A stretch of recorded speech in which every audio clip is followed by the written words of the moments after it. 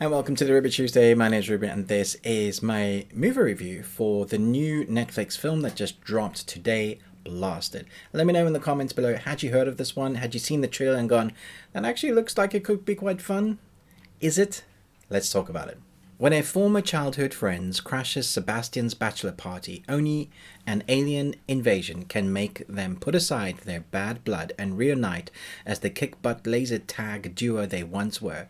So Blossom will probably remind you of the Cornetto trilogy, one in particular, World's End. It has that sort of dry comedy wit at times, but takes its time to get there. In fact, I would say the first half of this movie, just over halfway, I was teetering on the edge of actually just switching it off and not watching anymore, because the characters are unlikable. You don't like what they're about. You don't like what they're doing. You're not emotionally engaged. They don't give you enough to care about the main protagonist. And when you come to the latter half of the film, we get into the sci-fi, we get into the action comedy, and then we get into some characters that I like more than the main protagonist. Namely, there is a cop here who is pregnant, and she has to deal with a dad who loves all UFO stuff, because in this town, this is where lights have been seen, where people think there could be aliens of some sort, and he's made a shop out of this. And she is the cop, and she's trying to like, oh, why does my dad act this way? He has a little picture of her on the side, you know. And so she is balancing this life between being a cop, being fully pregnant, just about to give birth, as well as trying to protect this town that isn't really on the map known as a town, but is still a village. She's the most likable character for me. I found, like, I was just like, yeah, I want to know more about her. The main protagonist of this, you've seen it done before, and you've seen it done better. I do think this is a one-time watch where families will come together, and especially young teenagers will like the laser tag a bit. So when somehow, without doing spoilers, laser tag protect you against aliens, that's when it's fun, when they're doing like the kind of stealth work, going up against the aliens, seeing what the aliens are actually about. That is all the fun bit. The first half of this film is really a drag to get through, because you have that tried and tested formula of the guy that wants to prove himself to the boss, and he puts his friends aside, or walks over his friends to kind of suck up to the boss. You have the bad boss dude who just is, you know, a cliche bad boss guy. And then you have the friends who have had this kind of, they want to draw them back together. One particular friend is living in age-old, well, he seems to not have grown up, but he is okay with himself in life. So you have all these kind of characters that don't really come into their own until the end. There is also a couple of other side friends that I think were more interesting than our main protagonists.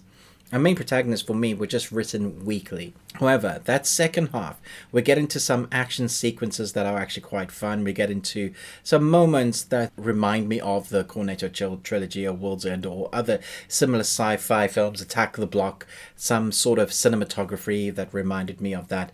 It's never scary. So I think you can watch this with all age demographics. There's no bits that made me go, oh, that's scary.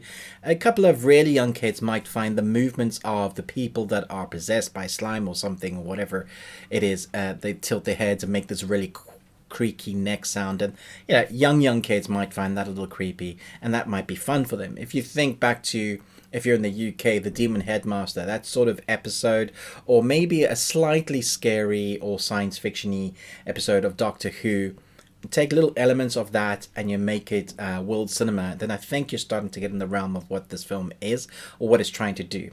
I think at times the dialogue between the characters, the banter works, at times it doesn't. So I was definitely tilting on the edge of that first half, of just, do I even want to carry on watching this? The second half caught up a lot of that way for me. I was starting to be engaged, and by the end I was like, yeah, I'm kind of glad where this has gone.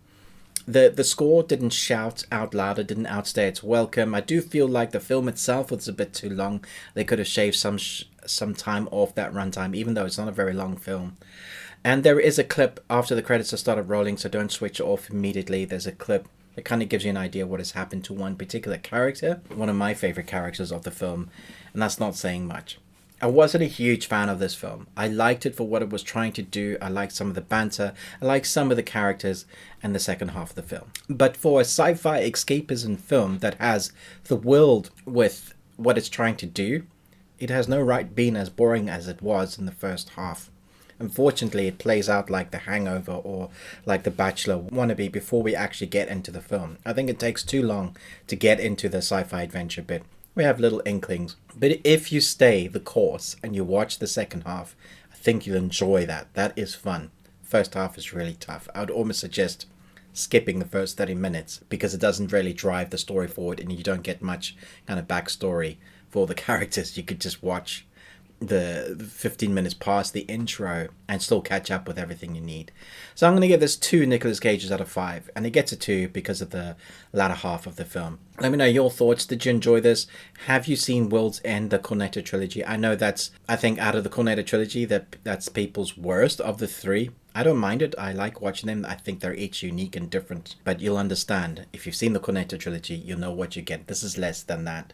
But it's still fun. It has its moments. Let me know your thoughts down below. Thanks so much for watching. But most of all, until next time, remember, live long Tuesday.